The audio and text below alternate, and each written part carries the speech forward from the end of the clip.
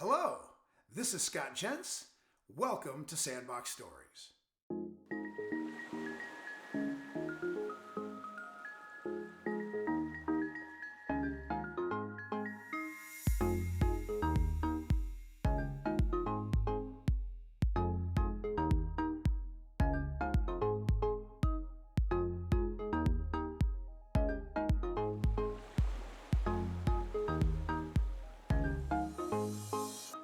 Hello, welcome to this Sandbox Story, which features an important guest, Dr. Kelly Nichols. Important because she's currently Dean of the University of Alabama-Birmingham School of Optometry, but also President of ASCO, the Association for Schools and Colleges of Optometry. Dr. Nichols, welcome to Sandbox Stories. Well, thank you for having me here. This is a pleasure. Well, it's really great to get to know people. You and I have just connected and learned about each other's backgrounds, and I can't wait to tell some of your stories. You said to me in a pre-interview that your friends have been following your nature photography for a few years, and maybe not everyone knows about it. What led you to the passion of nature photography? I've always been involved in art since I was young, and painting takes a lot of time. So since I'm kind of busy, I don't have the time to do that sort of thing. And I've always enjoyed taking photographs. And now that you have a camera that can easily do that wherever you go, you can see things anywhere and take a photograph. So we were at actually a joint ASCO AOA meeting out in California on the coast.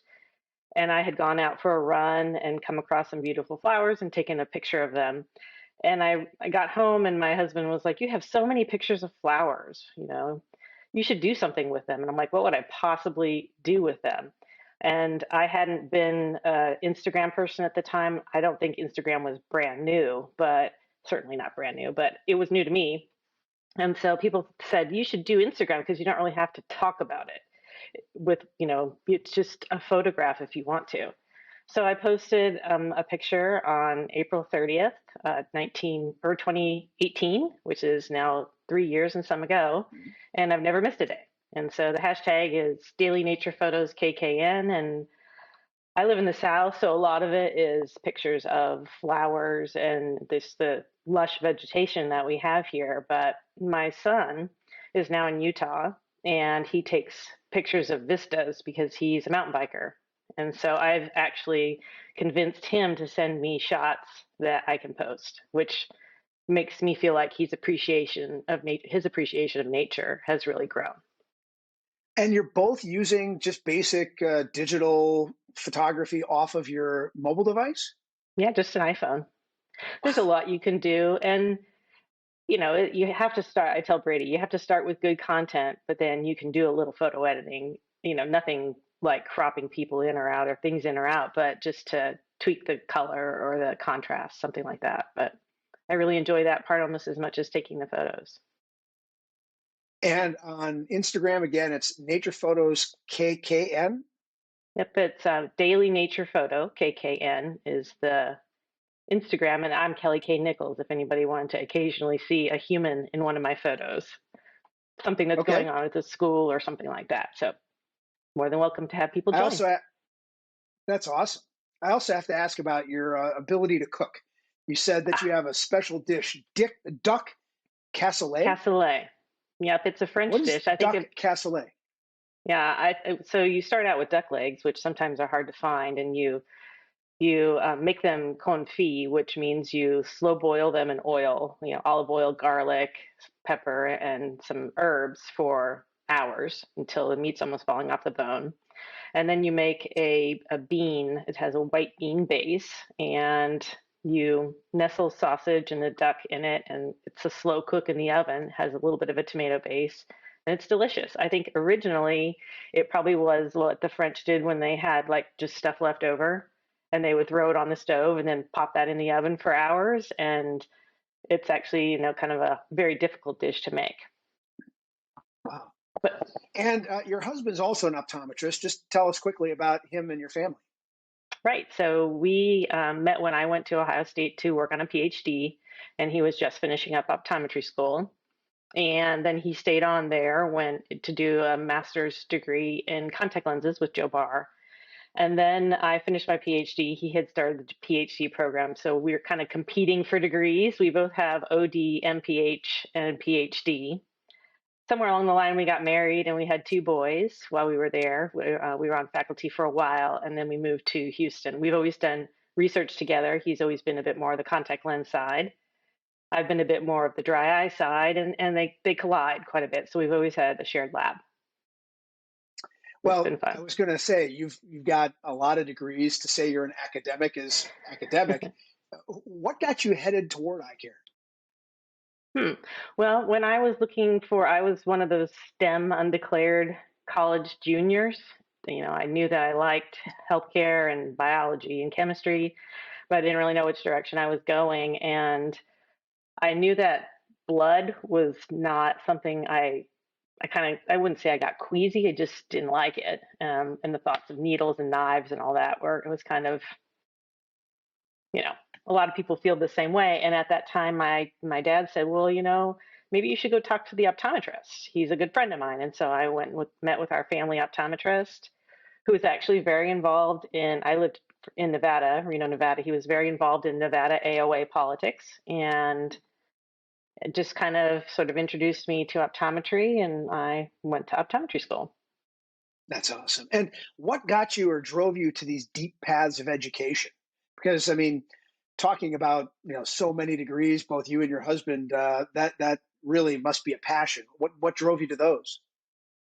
A little bit of a means to an end. So if you're an optometrist and you want to do research, you kind of have to have an additional degree if you want to kind of compete with, the world out there. And so, the PhD in vision science was a natural choice. Also, I had kind of thought about academic optometry after completing a residency. And, in order to do that, you'd have better chances, I guess, of going into academic leadership if you had done an additional degree as well. So it's a bit of means to an end, but you learn so much. I mean, getting a PhD and a master's in public health, you really have the time to focus on an area that's very interesting to you and hopefully make some scientific discovery. Well, let's talk a little bit more about education. I mean, you've been the dean at UAB since 2014. How have you seen optometric education morph just in those 7 years? It really has. In that time, we've seen at least there are several new schools. So there were 19 for a really long time, and now we have 23. And so new schools have come on, and then you hear inklings of others that are starting. And so that's competition. It brings on the question of the applicant pool and the number of optometrists that are out there retiring or staying in practice, and what that might look like. So from that front end, it's been different as well in terms of what that looks like. With the state's expanding scope, that's really legislation, that's really changed what we are thinking about relative to medical optometry within the schools and colleges of optometry. And then, I think we just have opportunities to continue to try and work with ophthalmologists, and then there's venture, and there's so many different types of optometry practice out there. So I've seen students go from only knowing about what a private practice optometrist looks like to now having many more options of things to consider. Have you had to work really diligently on curriculum adjustments because of expansion of scope and other things, or has it been step by step changes? For those that aren't in school or aren't overseeing programs like you are, tell us how the academic process has changed, if there is any. Well, where we've lived, in the South region, there's always been push for scope and expansion. We're not that far off from Oklahoma, and they had it for the longest time, but we've really seen that kind of grow in and around the South. So now there's several states around us, and then Kentucky, of course, it's not that far north. Some would say Yeah. south as well, that have that. So we've always had those sorts of things in our curriculum. And so we didn't have to work too hard to add them. Now we don't have the ability to, practice them on humans in our state. So we have practiced in other ways, and that's been, good. But eventually, we'll all hopefully be able to practice in our states, and maybe sooner rather than later. So it's slow, in some ways, but you always have to teach to the highest level of any state in the country. And I would say all optometry schools adhere to that because you have students who go out everywhere. Right. I've had a lot of guests on Sandbox Stories say they want to urge colleagues to recommend optometry to young people. And I know you're passionate about this. Tell us a little bit about ASCO's initiative called Optometry Gives Me Life. Right. So the applicant pool is, we are kind of a little bit of best kept secret in many ways. And still, the number one way that young people find out about optometry is because somebody told them. So that could be their optometrist in a story very similar to mine, or it could be, I'm imagining in exam rooms all over, some young high school student is saying, "What is it like to be an optometrist?" And so that's still a very popular route for people to hear about optometry, but it's often not enough.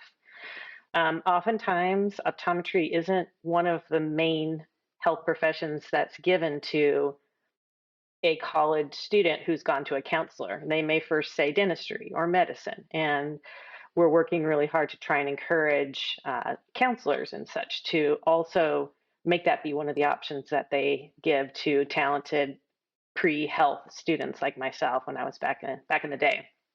But even that's still not enough. So ASCO launched a campaign a few years ago called Optometry Gives Me Life, and it's focused on real optometrists who have interesting careers. Right now, there are three that have been focused on, and it's essentially a social media platform that you or I would never see because we're not the target audience. And the fact that we're not seeing it is probably good. But if you've typed in optometry or optometry school or health professions in a Google search or something else, or even, you may see then the ad show up on the side about Optometry Gives Me Life. And it's a very bright, colorful, catchy, fast-paced video recording that's short in time, and it talks about these three. There's three individual snippets that talk about these three different optometrists and how they can have a great professional career, but also a real life, work-life balance. And so each of them is different and kind of probably targets a particular, can be targeted as well. And now we have two more that are being filmed right now, so that we're sort of expanding the number of doctors that are out there. And we're trying to work collaboratively with other organizations. The AOA has a program about optometry, and we've talked about the possibility of even a crossover person or at least featuring each other's doctors in our combined social media. And the goal is to increase the applicant pool. We've been doing it now for 3 years, and we've increased the applicant pool by about 11%. And that doesn't seem like a lot, and it really needs to be double or triple that. But we are not decreasing the applicant pool size, and that's critically important. I want to make the disclaimer that you aren't here as an official ASCO spokesperson, but in your role with ASCO, I think a question would be asked by some optometrists is, are optometry schools really needing that many applicants, or are we turning out too many doctors? That age old question. How would you hmm generally explain, to the practicing OD that we need more applicants and we need more doctors? Well, if you're at the state association level and you're talking to doctors at meetings and such, there's plenty of people who want to retire and don't have somebody to come into their practice. And so that's the feet on the ground type of concept. I mean, I don't know the of course, optometry is widely distributed across the United States. And I don't know if the younger generations are actually wanting to widely distribute as much as perhaps generation ago.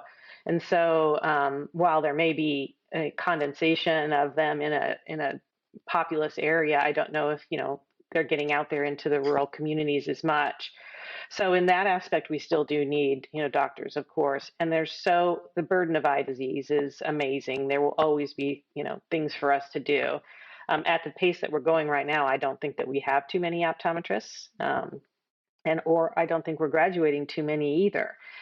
Having said that, ASCO ASCO is the association that is made up of the deans and presidents of all the schools and colleges of optometry. And we, like all other organizations, don't have anything to do or any say in when an optometry school comes into existence. That's a decision that's made at some university level, and then they can join ASCO, but we don't regulate them. That would be, you know, inhibition of trade and all of that. So the accreditation body is the ACOE, and they are the ones that, make sure that any new school that's coming along is meeting all the standards of education that are required to create entry-level optometrists. That's a great summary. I want to shift to you as a professional. You're widely regarded as a leading authority on dry eye disease, and I looked at your list of published papers. That's really impressive. And so I guess I'm curious if you could give me a sense of where you see optometry in the arc of our pursuit of managing patients with dry eyes. Is there just a widely unexplored frontier? Are we, sort of, is our arsenal full and satisfactorily full? What is your view? Yeah, dry eye is interesting because I picked dry eye as a research topic when I was in starting the PhD program.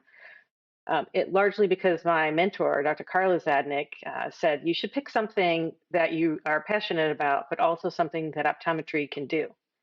And at that time, really, there were only a few optometrists that were doing dry eye at all or doing any dry eye research, and they were really kind of pioneers. Don Korb is one of those, and Carolyn Begley, Robin Chalmers, Barbara Caffrey. And so my advisor Carla set me up with them to kind of learn about the dry eye part. She could teach me about clinical trials and research, paradigms, but the dry eye part I kind of started with them.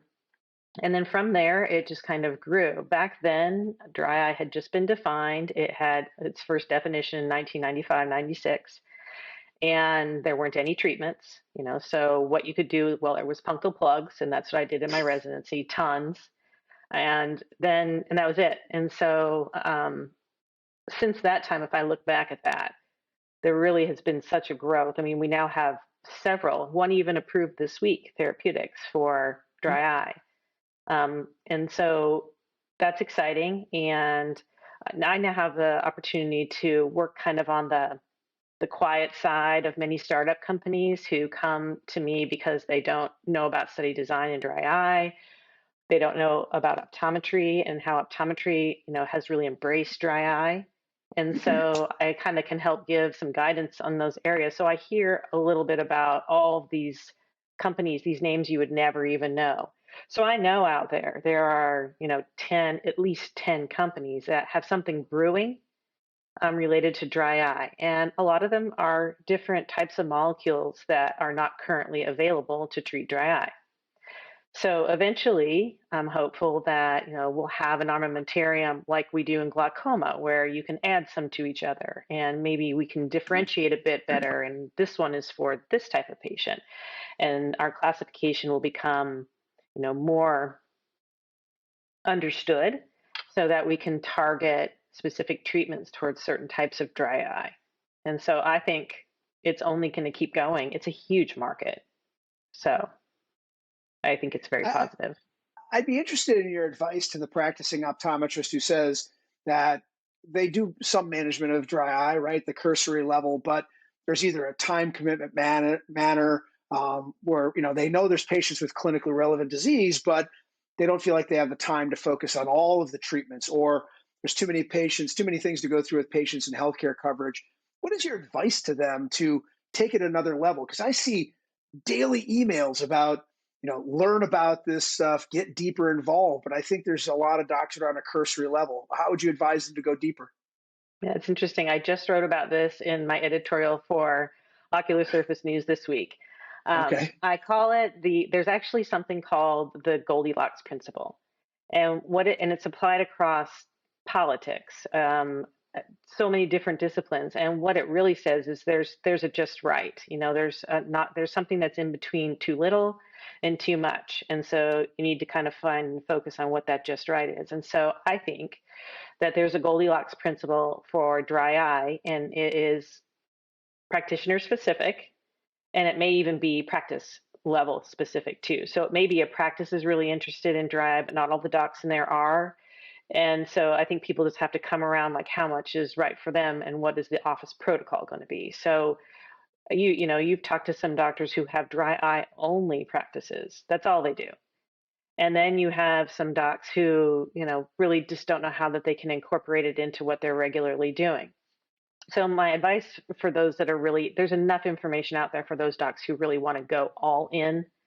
They'll be using all the different treatments. They'll be doing IPL. They'll be doing everything. And then I like to say keep it simple, because dry is really not that hard. So you can come up with your own just right protocol. of what you're going to do to determine if a patient is dry eye or not, and then what you're going to do after that. And then you're going to see if it works. So, the recommendations from the Tear Film and Ocular Surface Society diagnostic report in 2017 said that you can keep it very simple. You can do you can do the symptom survey or questionnaire, and then if that is positive, meaning they have symptoms, and you can even do this by interview if that's your Goldilocks principle, is just to figure out what questions you want to ask, and then do a tear film breakup time and or osmolarity measurement and or ocular surface staining. So if you can do those, you can do all of them. But if you don't have all that, you don't need to. So what that means is you need a slit lamp and some fluorescein dye and the ability to ask questions. And if you do that and you have, abnormal results for those, then you have a positive dry eye screening. And here's where you decide what's next for you as a practitioner. Do you want to just say, I can prescribe this for you now? Or do you say, I want you to come back in 6 weeks and I'm going to do a more extensive workup? So this is the bifurcation of, medical management, or I just want to do something for my patients the way that I'm seeing them right now, not forget about them, and then follow them up at some point, that's within a reasonable follow-up time so you don't lose them. And so doctors can decide just to do a little bit. I would say for those that are doing, routine exam after routine exam, just incorporate a little bit of it into your routine exam and make that be what you do. At some point with glaucoma, we all decided we thought that taking eye pressure was going to happen as part of a routine eye exam. And I think dry eye should be just like that. So, look with your slit lamp, put in a little dye, do tear film breakup time, look for staining, press on the meibomian glands, and either call it a day or have them come back. That's twice that you've correlated glaucoma, inclusive glaucoma diagnostic and treatments with dry eye, and I love that, and I appreciate you sharing it. And I wonder, just out loud, my mind thinks, boy, a lot of doctors feel like the diagnostic panel is more complicated than they want to go down the path. But you really simplified it, right? It's about talking to patients, and that means implementing a team-wide protocol about what questions we ask, whether it's a official survey, something like TFOS put together, or something else that they do, and then finding a few tests that you do already. You got the slit lamp. I just that's really simplified. Is the diagnostic protocol, or maybe the sense that it's more expansive than you've explained it, a barrier to doctors implementing dry eye strategies in their practice?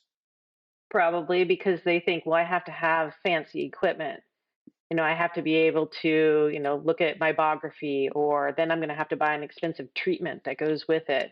And that's not necessarily true either. I mean, there are steps towards all of that. So, we all have a slit lamp. Not everybody always puts in fluorescein all the time, but if you start making that your habit, and then actually doing a little bit of pressure on the meibomian glands, then that doesn't take that much more time and, in chair time. And in some ways, the survey can be done, or these other tests, say you do osmolarity or something else, those can be done without you even in the room. Your staff can do that. So all you have to do is take a look at the record and see if they are maybe a dry eye person or not before you even go in the room. No. Some The practices do educator. osmolarity, yeah. Oh, sorry.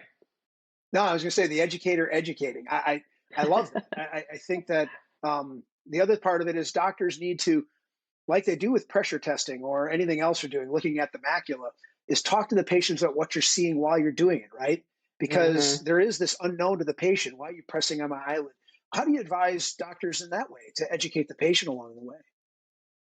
Yeah, it's really interesting because there have been some studies that have shown that what patients tell you is underheard by the practitioner. So they may be complaining about how their eyes feel, and you may be kind of going, oh, yeah, yeah, yeah, and going along your way and doing it really fast. But if you were actually to do a few steps like I mentioned, you could be thinking and asking them a few more questions to elaborate on that while you're poking at their eyelid. And so it does help then to kind of cement the process and the steps in your mind when you kind of think of it that way. Because a lot of times patients will have dry eye and it's not their primary reason for coming today. They're coming today because they broke their glasses or they can't see, or whatever the situation might be. And so it's not first in mind to say, oh, yeah, and by the way, my eyes don't feel very good almost all the time. They may not tell you that right off the bat. So you might not actually ask those questions until you see something on the cornea, for example, and then it'll come out. Yeah. And I guess lastly on this topic, what resource would you recommend optometrists go to get this distilled knowledge and start to get more deeply involved? You referenced your editorial earlier. Please go ahead and recommend what you think would be a good resource or two for doctors to attend to ocular surface insights. Yeah, there's certainly a lot out there, and that can maybe be overwhelming as well. So I co-edit with Dr. Ambergom a monthly e-newsletter called Ocular Surface News, and you can sign up and get that to your inbox. We make themes for each issue, and we try and cover a research article that's relevant. And then we have a few columnists who kind of talk about it, like what they're doing to incorporate things in their practice, and then what pipeline looks like. So it's 400 words of each column condensed once a month. So that's easy. And then there are other things like that that are out there. So if you subscribe to Review of Optometry or contact lens journals or optometric management, those sorts of things, you can sign up for dry eye newsletters. And honestly, once you've done that once or twice, you're going to get all the pearls from different doctors that come to you. And so then it's a matter of finding a doctor who you trust and seeing what they talk about. And one other thing about optometry before we get toward our end, and that is you've been really involved in the American Academy of Optometry. And there are many practicing ODs who haven't connected with the Academy. What's your advice for them? Well, there's so much smart stuff going on. I guess I would say there, that's where the people who are in schools and colleges of optometry are doing, research on clinical cases, on clinical studies, and so it's an opportunity to actually see what optometry can contribute as a profession towards science, knowledge generation, I like to say. And then beyond that, it's just a really good group of people who care about advancing the field. And so, I mean, there's lots of ways you can advance the field. Certainly the AOA advances us politically, the Academy advances us scientifically, and we're all together, so every organization does have its strength. And I would argue that in optometry, we really do work together. All the organizations support one another and try to collaborate whenever possible. ASCO tries to work with any of the organizations together so that we can solve common problems or even just add our expertise. I have one last question. What's your greatest joy in life? Oh, goodness. Well, my family. It is a great joy to have children, and I have, two boys one's in college and one's getting ready to go off to college. And so while I might be nagging nearly every minute about finishing the college applications, it's just a joy to have family. Yeah. Well, the optometry family thanks you for your incredible contributions to date. I can't wait to continue to watch what you do. And I want to thank you for telling your many stories to the audience here on Sandbox Stories. Yeah, Sandbox has been great. Thank you. Well, to the audience, thanks for attending, and follow up with some of Dr. Nichols' recommendations. Stay in tune, stay informed, and stay connected. And until my next Sandbox Story, be great at all you do.